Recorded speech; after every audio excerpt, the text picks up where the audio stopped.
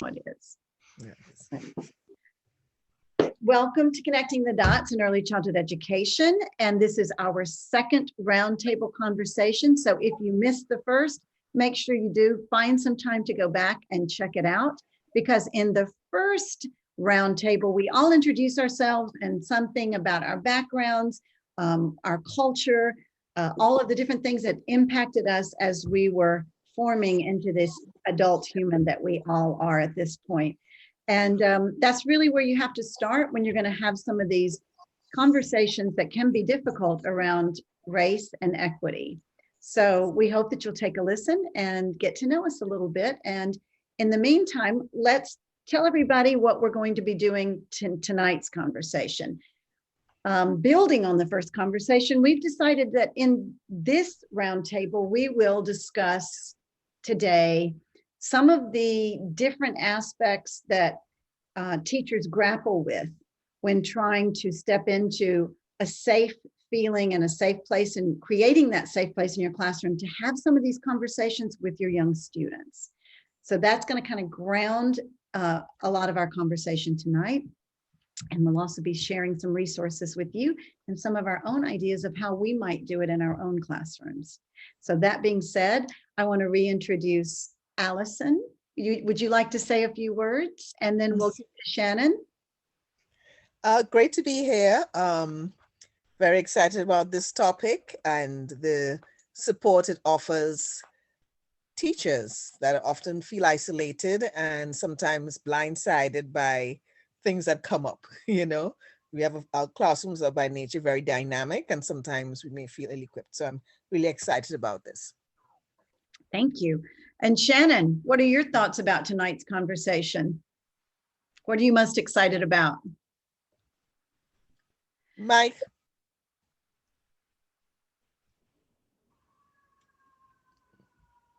How about we start? Hi, should we start over? 2021, yes. Let's start over. I'm going to hit pause. Welcome to Connecting the Dots in Early Childhood Education and to our second roundtable conversation. We can't wait to get started. And in tonight's conversation, we're going to be building on our first roundtable conversation, which really allowed everyone to get to know us a bit and know a little bit about our own racial backgrounds, our own cultural backgrounds, our own educational early childhood backgrounds, and some of the things that have shaped us to be the adults we are today. And we always feel like that's the best place to start when getting ready to enter into some of these conversations that can be difficult around race and equity in education. So that being said, I'm Pat. I'm going to be your host once again, and I feel privileged to be with my colleagues, Allison and Shannon. And Allison, do you want to say a little bit about what you're thinking about tonight's conversation and how we're going to build out some of the things we touched on in our last one? Well, I'm just very excited for this opportunity that you're providing. It's a very, discussing race and equity is a very touchy point, it's a touchy issue, especially at this time. And something that a lot of teacher ed programs do not prepare you for. So the chance to really sit and explore this is very exciting. Classroom can be very dynamic. You don't know what's going to happen from day to day, and just helping to prepare teachers for that is very exciting. I agree. Shannon, what about you? I am thinking a lot about what it means for teachers to be ready, and how hopeful I am that participating in this conversation, the specific conversation, and the ones that we encourage you to have on your own, will lead to feelings of bravery and feelings of, if not comfort, a readiness and a willingness to engage in the conversations that children need for their attachment partners, their adults, their big people, their teachers, to have together and with them. Wow. So yes, and we want to support everybody finding a place to, while we know that it's never going to be completely comfortable, building some comfort into the way that you feel you can start to step into this in an early childhood setting. Mhm. So we've been talking about that. And I know, Shannon, you shared a resource with us that I just loved, that I would love to share with our listeners, that comes from Sesame Street. Some of the work that they're doing, we applaud them. They're really stepping right into it right now when this critical time in the history of our country and the world, full force. And they're just acknowledging the fact that young children are having these questions. They're having these musings and wonderings and queries, and they may not be able to ask the questions, but they are seeing it, they are feeling it, and they are thinking. And so the respect that Sesame Street shows for their image of the child is just so strong that that I found that really exciting. So who would like to speak to a little bit about what you really appreciate about what the Sesame Street platform is doing right now? I have the article up on my computer, so I want to, or I can, read a very short paragraph and then talk about it, if that's okay. Absolutely. Sound good? Okay. So just to preface this, that Sesame Street has added to its wonderful cast of puppets a father and son, a Black father and son. And we know from Sesame Street's history is that they've never shied away from trying to make a television world that is reflective of the real world. And so Elijah is the father. And so I'm going to read about Elijah. It says, in the video, Elijah agrees with his son before diving into an explainer of how melanin determines skin, hair, and eye color. The color of our skin is an important part of who we are, but we should all know that it is okay that we all look different in so very many ways, he says. And it goes on to talk about these other real world conversations that these puppets will have with each other and the other puppets that are around them. And for me, this stands in contrast to the color blindness that some folks feel that they need to have or to express, because for them, color blindness equals equality. If folks say that I don't see color means that we are beyond, race and having a racial society, but we're not beyond it. And so this resource, Sesame Workshop with the new Black puppets, is a resource that can help teachers have these conversations when children make these very natural observations about themselves, their families, and then the classroom around them, the teachers and their friends. And so that's why I feel like this is a really great resource and really powerful because of the modeling it will provide. Mhm. Yeah, I agree. I feel that Sesame Street is my boo. I've always loved them. I've always enjoyed them. They're my go-to often. Mhm. A lot of memories linked with them. We're the same age, haha. But two things I like about their approach to it, similar to what you were saying. I like how they keep it simple. And the example you gave, I find is a great resource for me because lots of times it's really challenging to know how to start to talk to kids at a certain level. They'll ask the questions. And I feel as an educator, especially working with little children, and it's tricky because you, in your general life, you may go through many different areas. 1 minute you're talking to grown-ups, next minute you're talking to maybe parents, and the next minute now you have to phase down or get down into a much younger child. So I love how Sesame Street is there to provide the model of how to talk about and sometimes what kids want. It's a lot of huge topics that they tackle. And many times as a teacher, you're not sure, where do I start? When they ask a simple question, where do you start?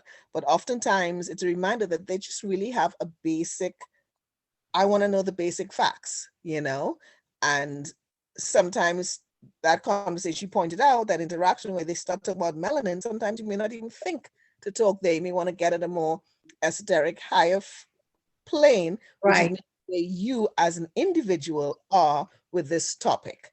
So I love the fact that Sesame Street is out there to support us Mm. from, in Mm. terms of helping to sort of pull apart all the other parts of our lives that we are part of, because this is something that's impacting us daily, on one level, but to be able to phase things out so that you can be there properly to support the students themselves. Yeah. I wonder, I just want to ask this question. What do you think is the biggest fear that teachers have when entering into these conversations? And for me, I just want to suggest that I think some teachers are afraid that what they may be saying may not align with what the children are being taught at home, and that the child might go home and say something that would cause controversy and upset parents because their messaging may be different. So I think it's about what you were saying, Allison, is it's not that you're messaging any one thing, it's that you're inviting them into the conversation and the musings and the exploration around some of these topics without, you don't have to dictate anything. Let them walk around in it with you and they will form some of their own opinions because they already are little critical thinkers, Yes. But I think that's delicate and it's a funny and difficult dance to know how to orchestrate it. Shannon, what are your thoughts on that? I think that many teachers, and especially thinking about teachers in the United States, we know that it's about 80+% of white teaching workforce. And so I think that many teachers are afraid of being thought of as racist or saying something that sounds racist, which then opens up, a whole other set of challenges. And then I think there's also this almost like mythological space that they have in their head reserved for these conversations, and that children don't see this, don't notice what's going on. Children don't notice sameness and difference and don't know, what some of those things mean. And therefore, by talking about it or bringing it up, they are opening a door that's still closed. We know that door is open, but Right. there's a lot of fear, I think, around being one of the first adults to talk with children about this. I think that's a very good point. Yeah. Alice, do you have something you wanted to add to that? Yeah, in terms of what I feel teachers are experiencing, if they're anything like I was, fair, a lot of this time.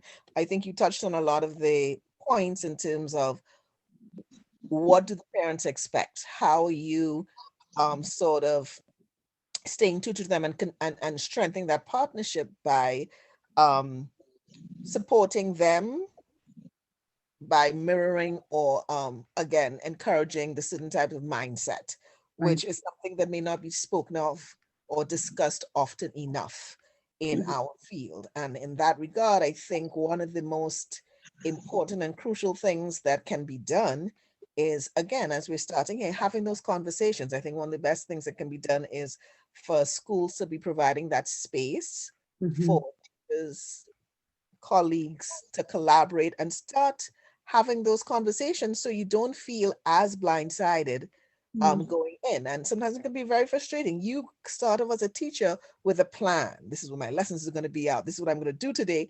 And here comes a child, or there comes a situation that changes everything. And oftentimes as teachers, sometimes you don't feel valued enough. And then to have all your hard work for that lesson be in some ways feel like it's being tossed aside, is certainly not the type of foundation for you to be having when you're trying to talk about these difficult situations. So I feel one of the best things could be setting aside that time to have those difficult conversations all the time, to not act like it didn't happen this weekend and things like that. So in terms of having the courage, I think you mentioned that earlier, Shannon, to start talking about the different difficult conversations, get to know the people, see the differences that exist, Right. and come together about that, you know. So I hear And what you're saying, Allison, and I think what you're saying is it's the family connection, so that if you're building that trust and those communication skills around that, what could come up with your families by engaging with them in that open and honest way as you're building relationships, you won't be as afraid if you really have those, you know, if you know where your children are coming from, if you know where your students are coming from, if you're building those bridges to their homes, and if you're inviting those parents into the classroom and you're getting to know a bit more about them, you know. And I was also thinking when you were talking, I was thinking about, it's important for leadership in every school to also have a philosophy that is made clear, right? Because that supports you then, because you know that from top down, everybody's on the same page around these specific talking points when it comes to race and equity. I totally agree. So, yeah, I hadn't thought about that, but I think teachers, it is frightening a lot of times, and especially in the world we're living in today. I think we've all, you know, for history's sake and for our own documentation, right now, as we're making these roundtable conversations, we are witness to George Floyd's trial. And there is no way that young children are not seeing what's happening around that. There's no way that they're not seeing what's happening around the attacks on our Asian sisters and brothers. So all of these things children are aware of, and to pretend that they are not is a mistake. And we need to stop making that mistake, right? Mm, So, yeah. I agree. I just want to say I'm glad that you brought up the trial taking place right now for the murder of George Floyd, and remembering how important it is to be mindful of what not only history but current events. Yeah. So far we've touched on one great resource, which is Sesame Street. And I think that in our conversations, we're always going to be trying to find those resources to share with our listeners. Shannon, for some reason, I think your camera stopped, but not before you turned sideways, which was an interesting perspective to see. But we do hope we'll see you back with us as soon as you're able. But in the meantime, you know, I think that Allison, one of the other things that we had talked about, that we just have a few more minutes left. We have about 5 or 6 more minutes. But I was thinking that one of the things we had also chatted about a little bit is we also in these conversations want to think about always sharing a strategy that maybe a teacher could use, right? Mhm. So far we've talked about making sure that your school and the leadership is making clear what the philosophy of the school is, and that's certainly a place for teachers to start. But what is something that, I know you shared some beautiful music with me from your culture, and I want to honor that. I think we've lost Shannon, so Shannon will come back with us at the next roundtable, but her contributions tonight were certainly well appreciated. But Allison, tell me, what do you think about the music and how I think that was what you were saying you would use as a teacher to weave through. Right. I mean, I was from our conversation and our relationship, I often try to just sort of share, give you another perspective. And it's just amazing the wealth of art out there. Yes. And I think as teachers, really being mindful of what is in our classroom and what we are sharing and what we're exposing children to, and just putting that effort to make sure that it does touch on it does touch a wide and diverse segment of the world's population. And that's often when we think of connecting cultures, we often start with food, right? But music is another one, and maybe more COVID friendly nowadays, that would be great to start with. Have parents and families send in what they listen to at home, what they like to share. And that could be a great way. You can have some great songs and sounds that the children can become mindful of and understanding of the different culture. I love that. And I also remember you kind of pointing out that oftentimes in schools, welcome back, Shannon. Oftentimes in schools, classical music is the go-to for soothing and setting that tone for whatever's going on that, but you were suggesting that there's beautiful music that does the same thing from other cultures instead of always it being the go-to, which is a kind of I think a very white thing. That for teachers to be mindful of exploring those other cultural sounds and those other cultural sounds that can do the exact same things that are usually our go-tos, as you said, Shannon, because 80% of us are white in the education system. So how can those of us like myself become more mindful and sensitive to the fact that if we broadened our lens with intentionality and did the research and that took the time to start bringing those different things into the classroom, again, with intention, that you would see a real difference in the feel of everybody having a bit more of a part. So there's a lot more that we could talk about tonight, but I feel like we've pretty much reached our listeners' probably ability to sit with us, and we want them to come back.